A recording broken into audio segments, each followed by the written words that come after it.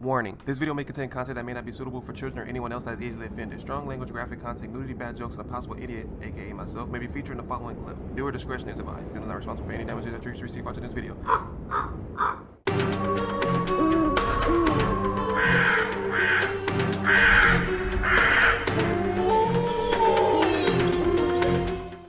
Hey, what's up, y'all? It's Zems, and welcome to my first Horror Story video. Today we're going to be talking about a swipe that cost somebody's life. But if you guys are new to the channel, I'm Reprisalzems, and welcome to the Crow's Nest. But for now, let's get it.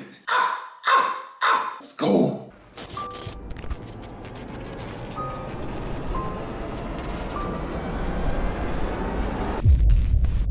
In England, the summer of July 2016, a 23-year-old by the name of Molly Mclaren set out to find love by swiping on Tinder. She's swiping. She finds a 26-year-old guy that was a warehouse worker who was later identified as Joshua Stimson. And he would become the swipe that cost her life. Molly was a hard worker. She was a college student. She also worked as a part-time bartender out in Chatham, Kent, which is located southeast of England. Joshua Stimson was originally from Potteries, which is in the northern region of Staffordshire, England, but he ended up moving to Chatham, Kent in order to pursue his career, whatever it was, in the warehouse, which he would later meet Molly. So they finally hit it off, and Molly decides, like, you know what? I've been talking to this guy Monday through Friday, Monday through Sunday, whatever it is throughout the month. I want to meet up with this guy and see if he is the guy that he said he is. So they meet up after 3 months of talking, and then in the midst of their conversation of getting to know each other, Josh mentions that he has bipolar disorder. So for many people, this probably would have been a red flag, like, wait a minute, bipolar disorder and stuff like that. Even for Molly's mom, it was a red flag. She was worried about it, and she said that she shouldn't be seeing somebody with bipolar disorder because it just probably wouldn't work out that way, you know, mother's intuition type thing. So being a great person that Molly is, she was like, it's okay, you know, I have flaws too, I have my problems, we can work it out, we can help each other. You guys should know that Molly suffered from bulimia, and she had some problems with anxiety, so she thought, you know, since you have problems, I have problems, we can have problems together, we can fix it and make it work because I know how it feels. But as months went on, you know, they had their ons and offs, and just like any other couple, they argued, they loved each other one day, hated each other the next day. But after a while, you know, they got used to it. He started going out and visiting her family. He chatted with her dad about football, and, you know, they talked about stuff. He even spent Father's Day with her father, which is a red flag for me. But then again, you know, who knows what he's going through? Maybe he's not close to his father, or, you know, his father was not there for him, or, you know, whatever the problem may be. I just thought that was a red flag, because usually you'll want to spend Father's Day with your father, and if your father's not present, you'll probably spend time with somebody that was close to your father, like your mother. But I don't know, that's just me. Molly's family even took a liking to him for quite some time too. They even supported him when he took part in the marathon in London back in April 2017, which raised charity for people that have bipolar disorder. But as time passed, and, you know, you get to know a person a little bit longer, and the relationship got deeper and evolved, the people closest to Molly started to notice the bizarre change of behavior inside of Stimson. They began to notice he developed selfish behaviors. He only wanted Molly to himself. He didn't allow her to go out to places. He wanted her for himself. He didn't want to meet none of her friends. He just didn't want to do anything that would have made her happy, pretty much. You know, that's kind of like a red flag. You take somebody to your house, and they're not trying to meet your brother or your sister. They just want you for themselves. Like, they want to know what you're doing 24/7, just like outlandish, weird things that a normal person shouldn't do. He was a loner, and he was just acting weird and behaving erratically. He would get upset when Molly didn't want to listen to him or for certain things, and over time the stuff just started to pile up until she could not take it any longer. He spent so much time with her that he started to cut out stuff in his life that got in the way of him spending time with her. He quit his job. You know, he opened up space for time. He was going to hang out with whoever friends that he did have to go back to Molly's house. He would sit outside, or he'll sit in a room to make sure she didn't go nowhere. It was just getting out of control, and it was just too much to handle. She became overwhelmed with studies, and her work and stuff got in the way, and she just had to get rid of this guy, but she didn't know how to do it. Final straw was when they were celebrating Molly's aunt's 60th birthday out in Essex, and she was out dancing with her cousin. She wasn't out dancing with any dudes or anything that may cause jealousy into the normal person, you get what I'm saying? He was staring at her while she was dancing. He gave her, like, you know, I don't want you dancing, like, come back over here and sit down look, you know,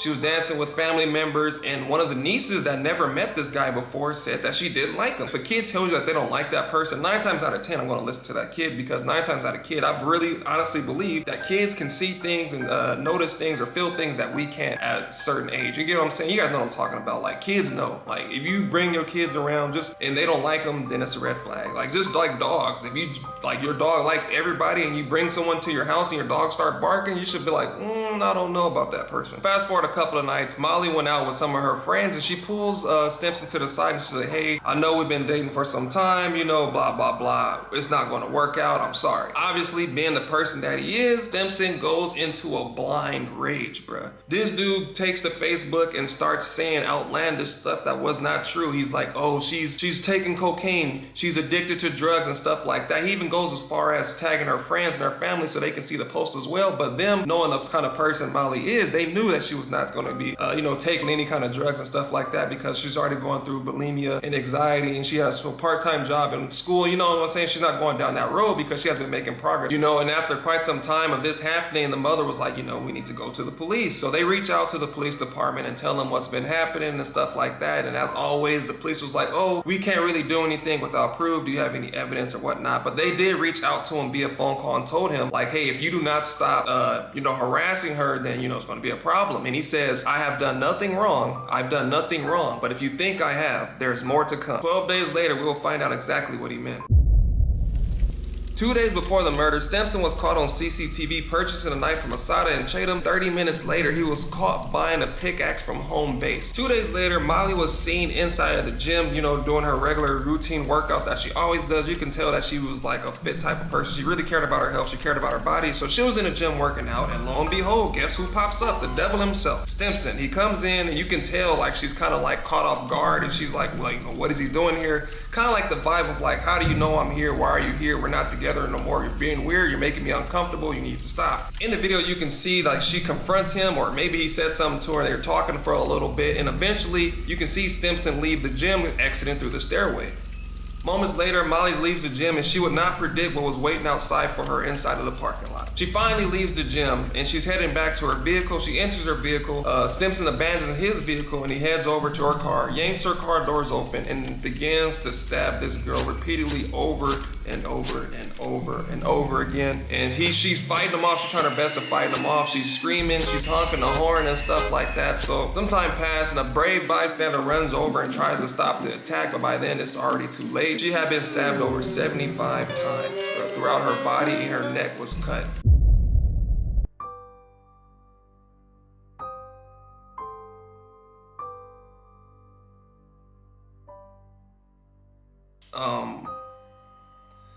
She had already succumbed to her injuries. It's crazy because like she was pleading for help for so long. And this is not just the first case. There's many cases of when women have reported men stalking them and the police can't do nothing about it. Or they say, hey, you don't you do that. You stay away from her. I'm warning you. And then later on, that person ends up dead because they failed to do anything.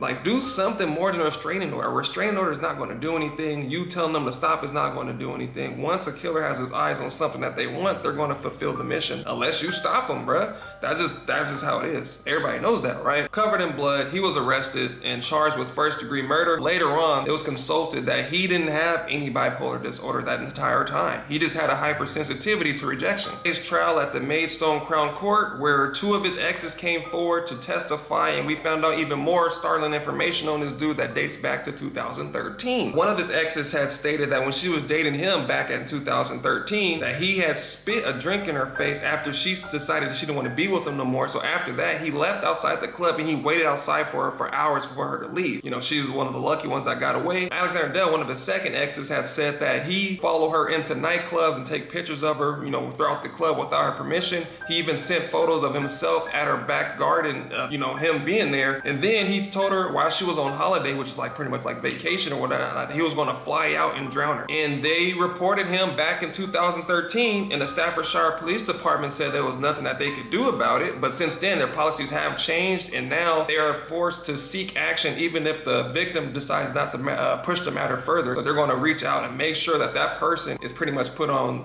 like a profile trial or whatever it is, something that they can monitor, so when, if any more cases come up, they know which person to kind of like contact and do all that stuff and make sure that such a tragedy like this one doesn't happen again. But after the trial, he was convicted in February of 2018 of first-degree murder. Like I said before, he tried to plead for manslaughter and they denied that, and they were like, nah. They convicted him in the first 3 hours. After Molly's death, her family and friends started a foundation named after Molly Mclaren to kind of like reach out and raise awareness of bulimia and anxiety, and you know, on how charities and how this stuff works, and just pretty much just have a door open for those that may need it. And on the page it reads, for those of you who are close to Molly, you will know that she battled with bulimia and subsequently anxiety as a result of an eating disorder for many years of her life. Instead of letting this beat her, she shared her own story in hopes of empowering others around her. We want to create a legacy in her honor by channeling her passion and drive to create the most positive outcome possible through the creation of the Molly Mclaren Foundation. So if you guys, man, enjoyed this story, man, let me know down in the comment section. As you guys know, I really don't feel like I am good at storytelling. I talk too fast. I don't really have that spooky vibe to me, but you know, I think I did pretty decent. But if you guys want to check out the Mclaren Foundation, I'm going to leave a link down in the comment section, man. Thank you guys so much for listening, and just be aware of your surroundings, man. Always keep some kind of pepper spray or taser. Just be all around your door. Always lock your doors when you first get in the car, you know what I'm saying? Do your best that you can to protect yourself, because the world is a crazy place. And just to let you know, it didn't happen that long ago. It happened 3-4 years ago, so that's not far at all. So just be careful who you date. Be careful what apps you use. Just make sure you know that person that you're dating. If you start seeing red flags early, trust your gut, trust your family, man. Just look out for your best interest and just do what you can do to protect yourself. But again, thank you guys for watching, and I'll see you guys next time. Don't forget, the giveaway is tomorrow, so if you guys haven't already, man, make sure you go down in the description box, click on that link, and submit yourself to a chance to win $60 towards Pokemon or whatever you want to use that.